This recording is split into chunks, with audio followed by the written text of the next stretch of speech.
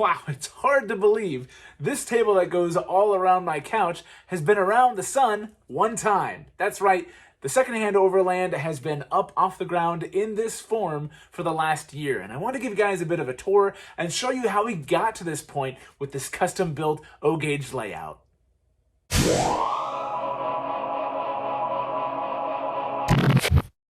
I really have one person to thank for the unique shape that this layout has taken, and that's my wife. And I'm still married somehow, and thank you for that if you're watching.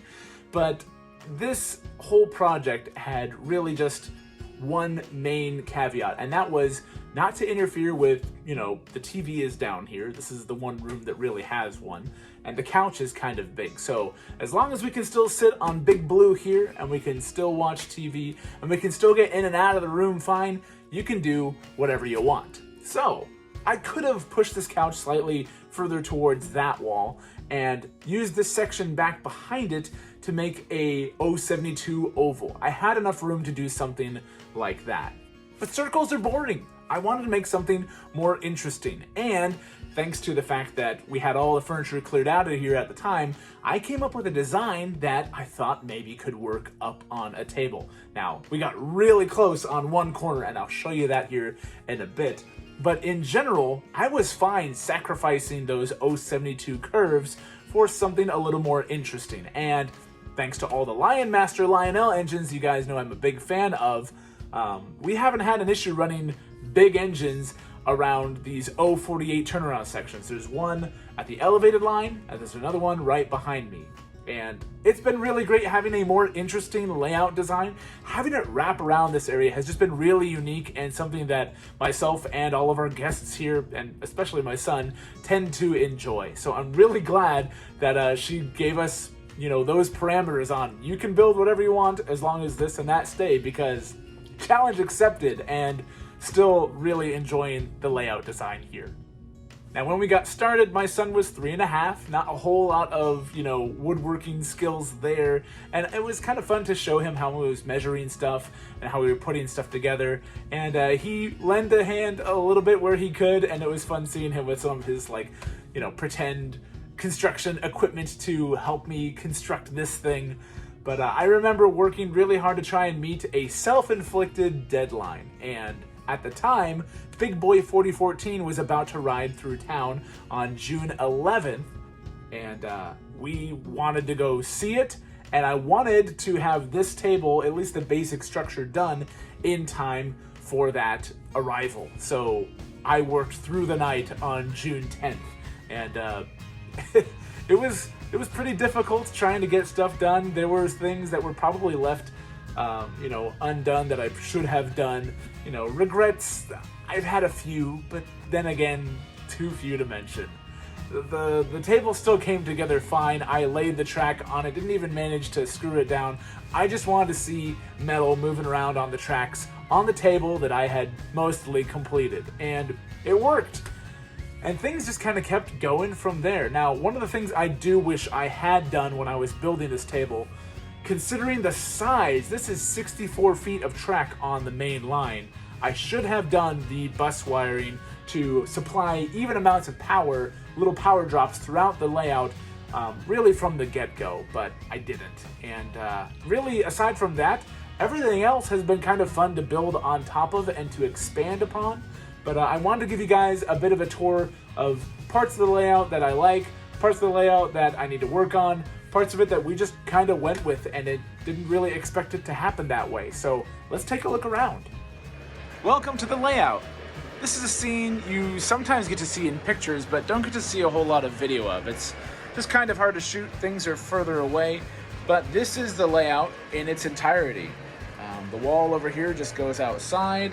Then we've got the switch yards on one side, then two long narrow sections, and then the other turnaround section that also has the elevated line, as well as a Lego table underneath.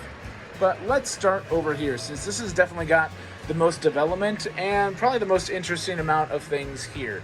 There's well, all of these are Menards items. They're all wired in underneath, and most of these are in kind of a switchyard kind of area setting theme.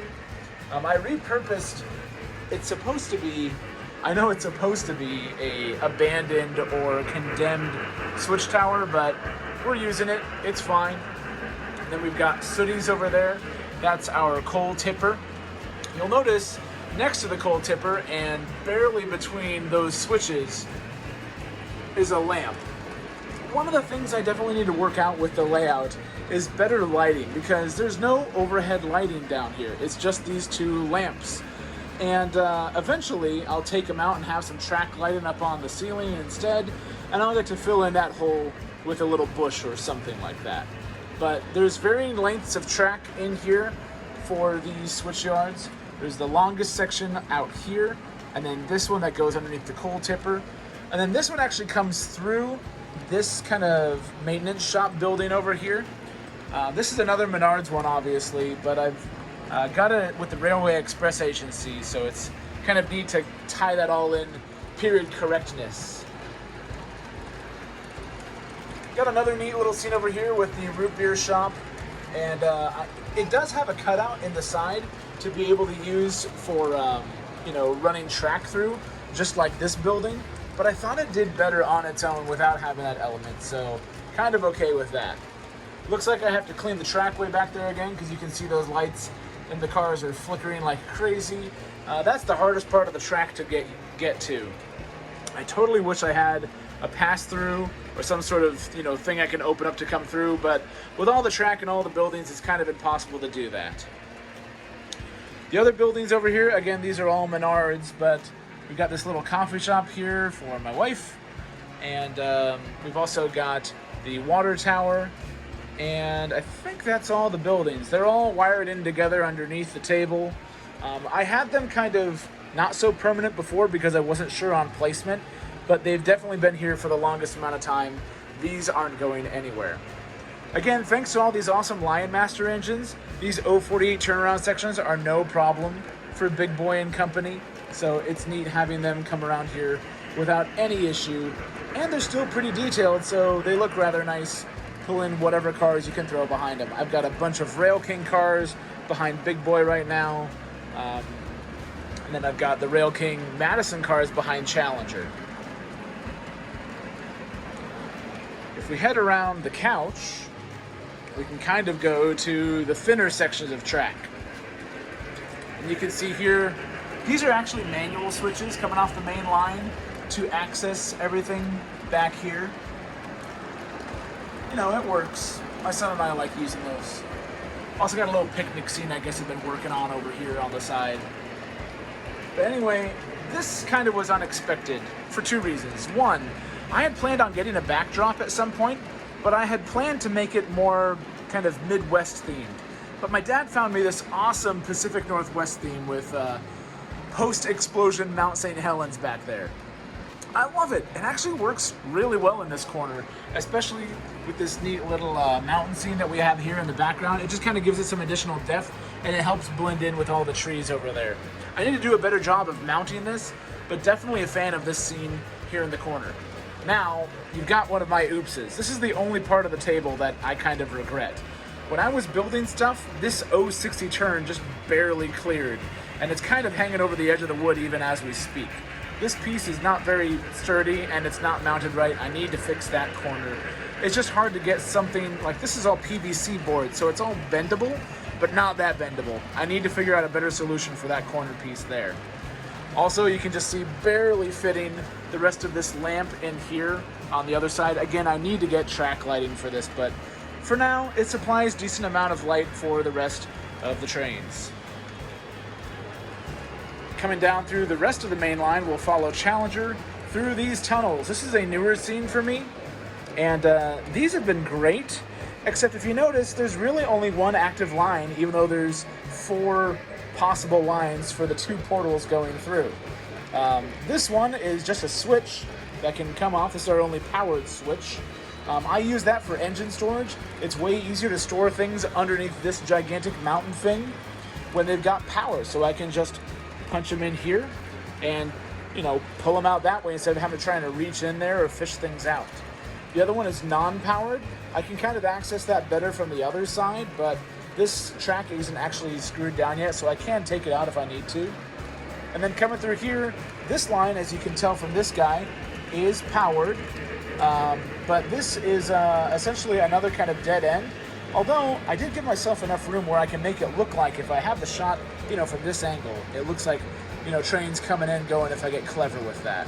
And then having the extra element of the elevated line up here, this is definitely the most active scene to shoot when it comes to the table. So really kind of a fan of how this section over here has worked out. Coming back around, we got a little bit of a bridge here for the elevated line. Elevated line is definitely all still in progress. This rock wall thing, you guys have been following my progress on that, so that's been fun. Thank you again if you've subscribed for any of this, but notice a lot of you guys liked all the scenery work we've been working on recently, so appreciate the support on that. And then it's not very well lit back over here. I'll hit this light. All this pink unpainted foam is still part of, trying to figure out what to do here in the corner. You'll notice I do have an icing station. I used to have that on the main line way over there, and I didn't do a whole lot with it. It just didn't fit very well with the line. I guess before another engine comes through here, there is definitely more engine storage underneath here, so that's been really neat to take advantage of. And then working on different types of scenery around here on the edges. We got Challenger coming around here on the corner now. But yeah, really love how this has been coming together, and it's just a nice place to chill out, sit back, relax, and run some trains.